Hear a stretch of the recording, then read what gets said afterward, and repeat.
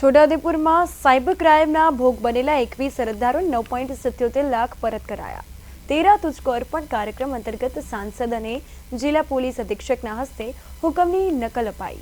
જુલાઈ-ઓગસ્ટ માસ દરમિયાન સાયબર વિભાગ દ્વારા કામગીરી કરવામાં આવી। છોટાઉદેપુર જિલ્લા સાયબર વિભાગે અલગ અલગ સાયબર ફ્રોડ દ્વારા અત્યાર સુધી 40.71 લાખ રૂપિયા ભોગ બનનાર લોકોને પરત કરાયા છે।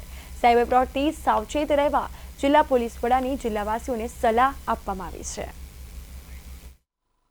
જસુભાઈ રાઠવાની હાજરીમાં એક તેરા તુજકો કાર્યક્રમ આયોજિત કરવામાં આવ્યો, જેમાં સાયબર ક્રાઇમના ભોગ બનેલા અલગ અલગ 21 લોકોના 9,76,000 રૂપિયા જેટલા જે નામદાર કોર્ટ દ્વારા ફ્રીઝ કરવામાં આવ્યા હતા તે તેઓને એમના હુકમ પરત કરવામાં આવ્યા।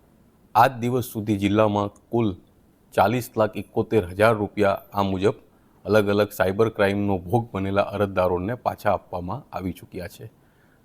આ મુદ્દા ઉપર મારું આપ સૌ લોકોને ફક્ત એક જ વાત કહેવાનું આજે ઈચ્છા છે કે સાયબર ક્રાઇમ હવે એની ચરમસીમા ઉપર છે। એક ઓટીપીવાળી જે વસ્તુ હતી એના બદલે હવે ઓટીપી વગર લોકો તમને અનનોન લિંક મોકલે છે। તમે ખાલી લિંક પર ક્લિક કરો તો તમારો સંપૂર્ણ ફોન હેક થઈ જાય છે। અમે સર રીમો નામની એક એપ્લિકેશન આવી હતી મોબાઈલ ઉપર, અને એ એપ્લિકેશનમાં અમે ત્યાંથી લોભામણી એક જાહેરાતો આપવામાં આવી હતી કે ભાઈ આટલા પૈસા રોકો તો આટલા પૈસા મળે, અને એમાં ઘણા બધાને પૈસા પણ મળ્યા હતા, અને બધા ફ્રેન્ડોએ કીધું કે તું પણ થોડાક પૈસા રોક લે તો મળશે। એટલે અમે બધા થોડીક લાલચ તો ખરી જ આમ, એટલે અમે લાલચમાં આવીને પૈસા રોકાણ કર્યું હતું।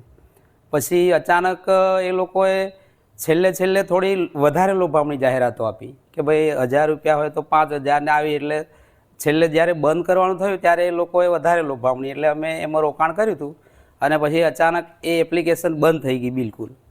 એટલે અમને થોડી ખબર તો હતી, જાગૃતિ તો હતી।